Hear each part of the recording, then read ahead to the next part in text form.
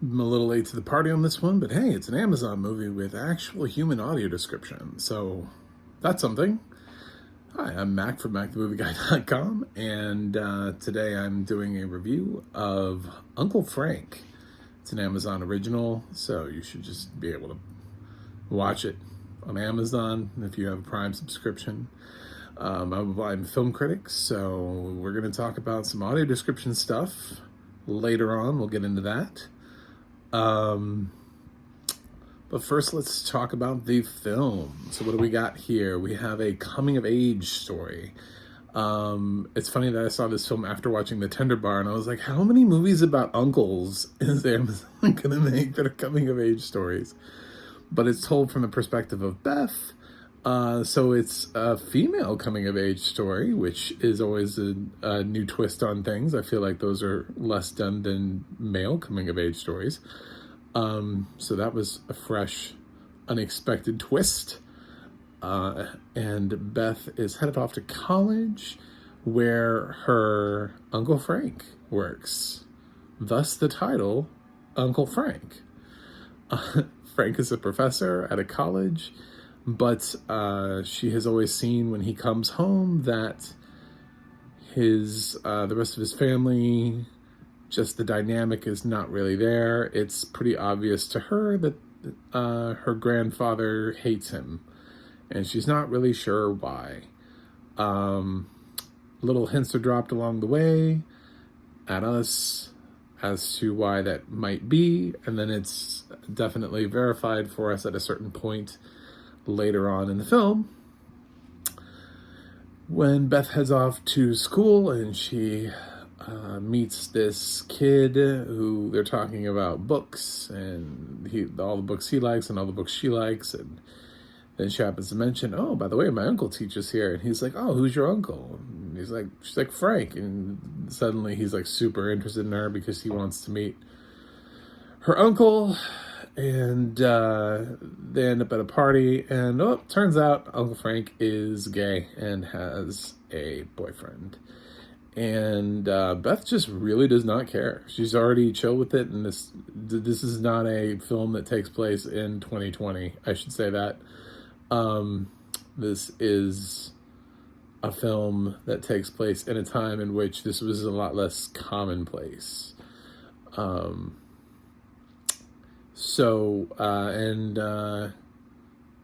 His Frank's boyfriend is Wally, who is from Saudi Arabia, and he talks about, of course, the fear of being out in his own country because he would be beheaded. Don't worry, that doesn't happen. This film is not that dark. And then a death happens in the family, which leads to some deep discussions and uncovering of feelings and dredging up the past and relationship moments between the three main characters, Frank, Wally, and Beth, as they travel across country to the funeral of a certain character.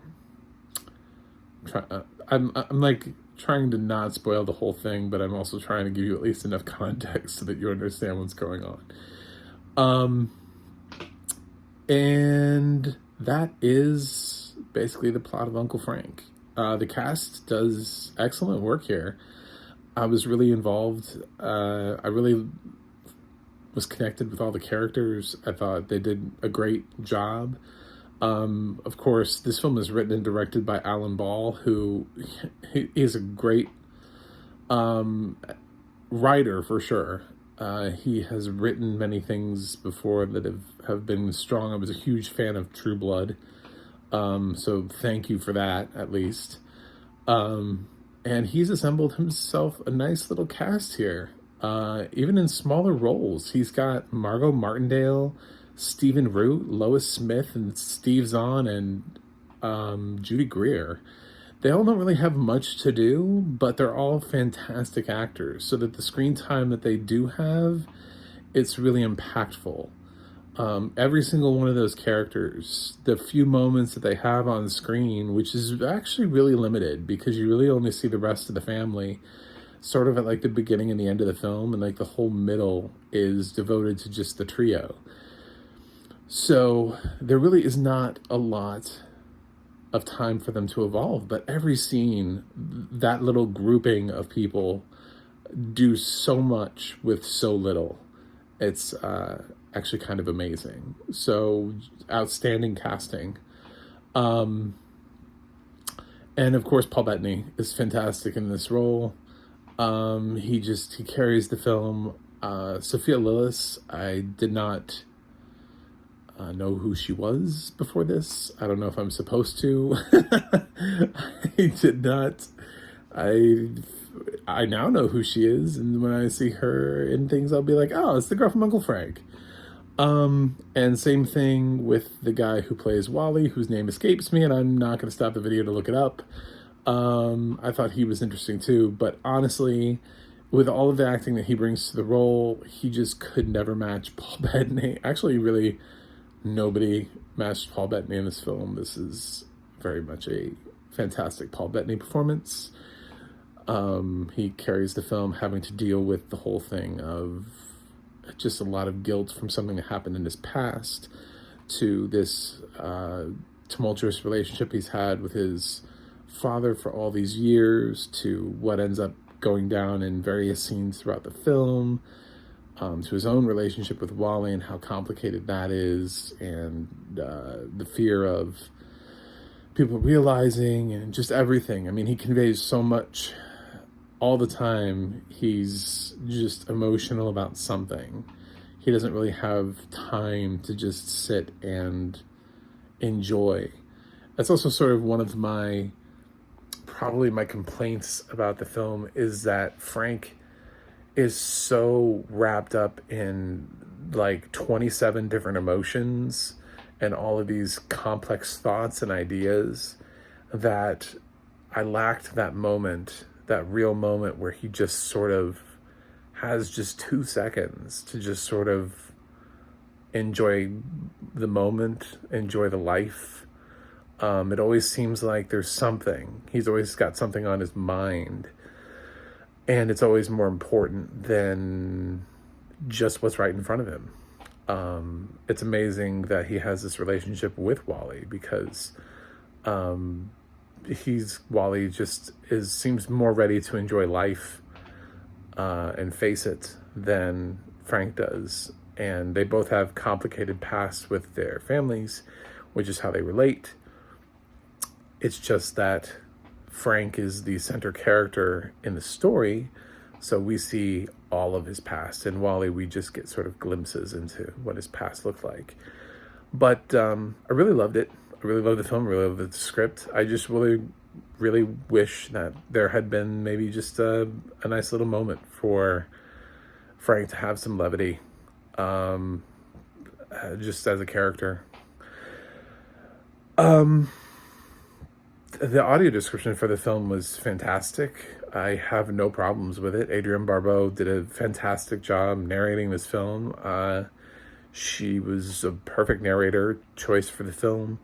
I absolutely would have picked a female narrator for this, considering it's a coming-of-age tale where Beth also narrates, so it sort of complements having a female audio description narrator along with Beth narrating the story at various points. She doesn't over-narrate, so it doesn't make it too heavy, but she does occasionally talk on, background, I should say. It's not really like her inner thoughts, more so as just some background.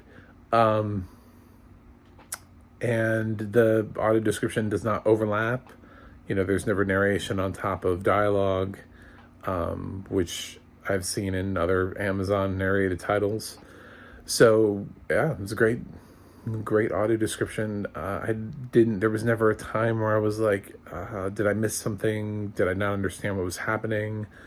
There was a lot of stuff that happened in that apartment sequence, and I was able to follow all of it in that sort of like cluster party that they were having. I felt like all of that was really well described. The little nuances, the things that we were supposed to slowly pick up on. I mean, depending on how quickly you're able to guess things will depend on how quickly you're able to guess what people didn't like about Frank. And I guessed it before Beth made it to college. So if you needed, if you needed some of those hints dropped at you in college, um, I don't know, pick up on things faster because I knew, without knowing what the film was about, I was like, I have a feeling where this is going. And I was right. Um, so, but the film does a good job of not trying to throw it at you right away, and also just letting you discover it as the film wants you to discover it. Although, like I said, some people are going to pick up on it a little bit sooner than when Frank actually says, guess what? I'm gay. You know, like, I just feel like people are going to figure it out before that moment. But like 90% of the audience, I think, is going to figure it out before that moment. So, if you're part of that 10%, sorry. But it's a really well done movie, and I'm really glad I got to see it. I don't know why I kept passing this over. I don't know. I guess just because, like, I've never, like, chosen Paul Bettany, like, as an actor that draws me into a movie. I feel like I should more now. Definitely this film will go a long way to me being more excited when I see his name in a film. He's always somebody that I enjoy seeing in a film, but when this film was anchored around him, I think that's why I just didn't click on it and select it sooner than this, if I had to guess.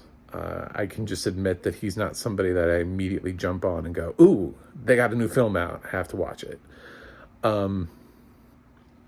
But I'm really glad I did, because this is now way up there in terms of me for movies. So, I'm going to give Uncle Frank an A-.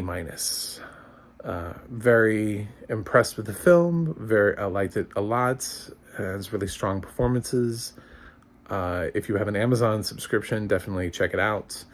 Thank you for watching this video and continuing to watch my videos, and please leave a comment. I love all you guys, and keep liking my videos. It helps algorithms, I'm told.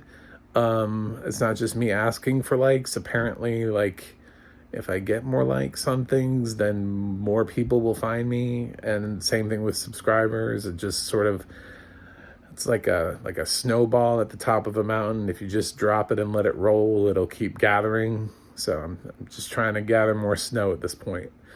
And you can view more reviews of mine at macthemovieguy.com, and you can check out Audio Description Project and see what movies have audio description, and plan your movie and or TV watching night based on what's available. But until next time, who knows what I'm going to review? It'll be a surprise, I guess.